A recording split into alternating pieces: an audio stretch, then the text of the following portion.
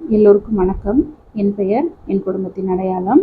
இன்னைக்கு இயல் 4 பார்க்க போகிறோம். இயல் 4ல் இந்த லெசன் இருக்கு இல்லையா, இயந்திரங்களும் இணைய வழி பயன்பாடும் அப்படின்ற ஒரு லெசன் இருக்குது. இந்த லெசனில் 2024 குரூப் 4ல் வந்து ஒரு கொஷின் கேட்டிருந்தாங்க. இது வந்து மேட்ச் பண்ணுற மாதிரி கொஷின்ஸ் கேட்டிருந்தாங்க. ஓகேங்களா, பொறுத்துக்க மாதிரி கேட்டிருந்தாங்க. ஸோ இந்த லெசன்ஸில் வந்து நம்ம கொஷின்ஸ் எக்ஸ்பெக்ட் பண்ணலாம். அதனால் நல்லா நீங்கள் இந்த லெசனை பார்த்துக்கோங்க. இதில் செய்யுள்னு பார்த்தோம் அப்படின்னாக்கா, என் சமகால தொடர்களே அப்படின்னு மாதிரி கொடுத்துருப்பாங்க. நம்ம சமகாலத்தில் நம்மளோட இருக்கிறவர் தான் வைரமுத்து. கரெக்டுங்களா?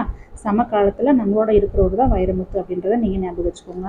இந்த பாடல் வரிகள் எல்லாமே நீங்கள் ஒரு 4 to 5 டைம்ஸ் படிங்க, கண்டிப்பாக புரியும். ஓகேங்களா? நீங்கள் இதுக்கு ஷார்ட்கட் எதுவும் வேண்டாம். ஒரு 4 to 5 டைம்ஸ் நீங்கள் படிச்சிட்டிங்க அப்படின்னாலே உங்களுக்கு புரிஞ்சிடும். இது நமக்கு இப்போ நீங்கள் ஏதாச்சும் ஒரு மனப்பாடம் இல்லாத ஒரு செயல் படிக்கிறீங்க அப்படின்னாக்கா, அந்த செயலோட முதல் 2 வரியும் கடைசி 2 வரியும் நீங்கள் கண்டிப்பாக பார்த்துக்கணும். ஓகேங்களா? கொஷின்ஸ் வந்து அப்படி தான் எடுப்பாங்க. முதல் 2 வரி இல்லைனாக்கா கடைசி 2 வரியிலேருந்து மனப்பாடம் இல்லாததுலேருந்து எடுக்கிறாங்க அப்படின்னாக்கா அப்படி தான் எடுப்பாங்க. இதில் இந்த 2 லைன் அப்படிங்கிறது வந்து ரொம்ப முக்கியம். நெக்ஸ்ட்டு இந்த 2 லைன் ரொம்ப முக்கியம். அதுக்கப்புறம் இங்கே இருக்கு இல்லையா, அந்த மனப்பாட பாடல்னு கொடுத்துருப்பாங்க, ஸ்டார் கொடுத்துருப்பாங்க இல்லையா, இது ரெண்டுமே ரொம்ப ரொம்ப முக்கியம். நீங்கள் இந்த மாதிரி ஃபஸ்ட் லைனும் லாஸ்ட் லைனும் நோட் பண்ணிக்கோங்க. மனப்பாடம் இல்லாத கொடுத்துருக்காங்க அப்படின்னாக்கா அந்த மாதிரி படிக்கலாம். மனப்பாடம்னு கொடுத்துருந்தாங்கனாக்கா நீங்கள் ஃபுல்லாக படிச்சுதாகும் ஷார்ட்கட் யூஸ் பண்ணி. இதில் இந்த ரெண்டு பாடல் வரிகளுமே ரொம்ப ரொம்ப முக்கியம். இங்கே பாருங்கள், வளவன் ஏவா வான ஊர்தி அப்படின்னு இருக்கு இல்லையா, இதுக்கு நீங்கள் இப்போ வான ஊர்தி அப்படின்னாக்கா ஃப்ளைட்டில் நம்ம எங்கே போவோம் அப்படின்னாக்கா ஒரு இடத்துலேருந்து இன்னொரு இடத்துக்கு தான் நம்ம போவோம். ஓகேவா? அதாவது வலம் வருது அப்படின்னாக்கா ஒரு இடத்துலேருந்து மற்றொரு இடம். அப்போ மற்றொன்று சொன்னோம் அப்படின்னாக்கா அது புறம். கரெக்டுங்களா? அப்போ புறநானூறு. இங்கே பாருங்கள், ஏற்று மீன் அப்படின்ட்டு இதில் ஒரு வேர்ட் வரும். ஓகேங்களா? இதில் ஏற்று மீன் அப்படின்னாக்கா இப்போ நம்ம ஏதோ ஒன்று ஏற்றுறோம்னு வச்சுக்கோங்களேன். ஏற்றுதல் அப்படின்னாக்கா உருவாக்குதல்னு சொல்லலாம் இல்லையா? அப்படி நம்ம ஏதாச்சும் ஒன்று ஏற்றும் பொழுது நம்மளுடைய கவனம் வந்து சிந்தாமல் இருக்கணும் அப்படின்றத ஷார்ட்கட்டாக யூஸ் பண்ணிக்கோங்க. நெக்ஸ்ட்டு இந்த உயிர் வகை கொடுத்துருப்பாங்க. இந்த உயிர் வகை அப்படிங்கிறது வந்து ரொம்ப ரொம்ப முக்கியம்.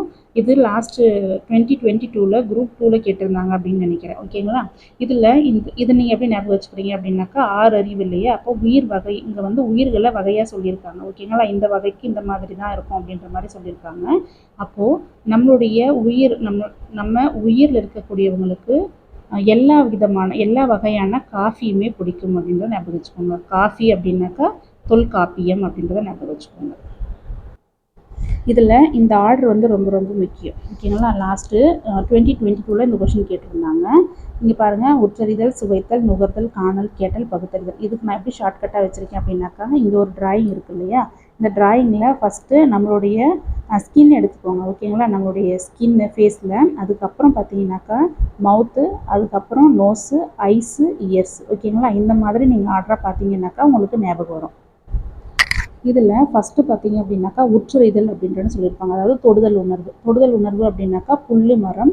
இது வந்து மேட்ச் த ஃபாலோயிங்கில் கேட்கலாம். ஓகேங்களா? இதை வந்து மேட்ச் த ஃபாலோயிங்கில் கேட்கலாம். ஃபஸ்ட்டு அப்படின்னாக்கா புல்லு, மரம். இப்போ நம்ம முதல்ல ஒரு டிராயிங், நம்ம ஒரு புல்லையோ ஒரு மரத்தையோ நம்ம ட்ரா பண்ணுறோன்னு வச்சுக்கோங்களேன். எப்படி ட்ரா பண்ணுவோம் அப்படின்னாக்கா ஃபஸ்ட்டு ஒரு லைன் போட்டு தான் வரைவோம். அப்போ முதல்ல லைன் போட்டு நம்ம ட்ரா பண்ணுறது அப்படின்னாக்கா புல்லு, மரம்.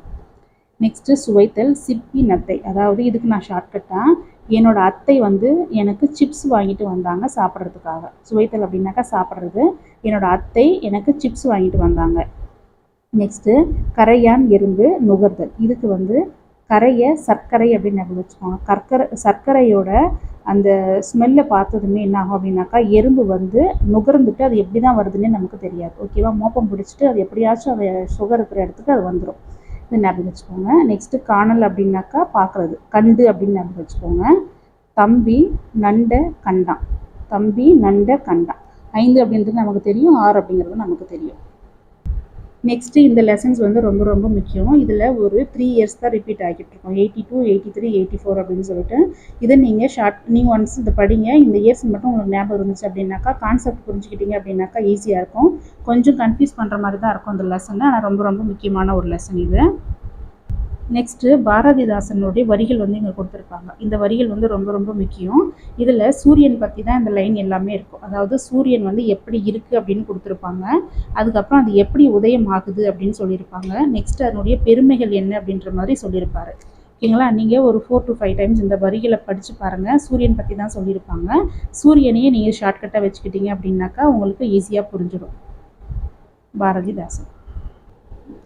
நேற்று வந்து நான் ரேஷியோ அண்ட் ப்ரொபோர்ஷன்ஸோட பிடிஎஃப் வந்து அட்டாச் பண்ணாமல் இருந்தேன். இன்றைக்கி நான் அட்டாச் பண்ணுறேன். ஓகேங்களா? மொத்தமே பார்த்தீங்க அப்படின்னாக்கா 46 சம்ஸ் இருக்குது ரேஷியோ அண்ட் ப்ரொபோர்ஷன்ஸில். ஸோ நீங்கள் ஃபஸ்ட்டு சம்லேருந்து 46 சம்ஸ் பார்த்தீங்க அப்படின்னாக்கா ரேஷியோ அண்ட் ப்ரொபோர்ஷன்ஸ் நம்ம முடிச்சிடலாம். இந்த 46 சம்ஸுமே வந்து நான் இங்கே நோட் பண்ணியிருப்பேன். எந்தெந்த இயரில் கொஷின்ஸ் கேட்டிருக்காங்க அப்படின்ட்டு இது நான் இயர் வைஸாக நோட் பண்ணியிருக்கேன்.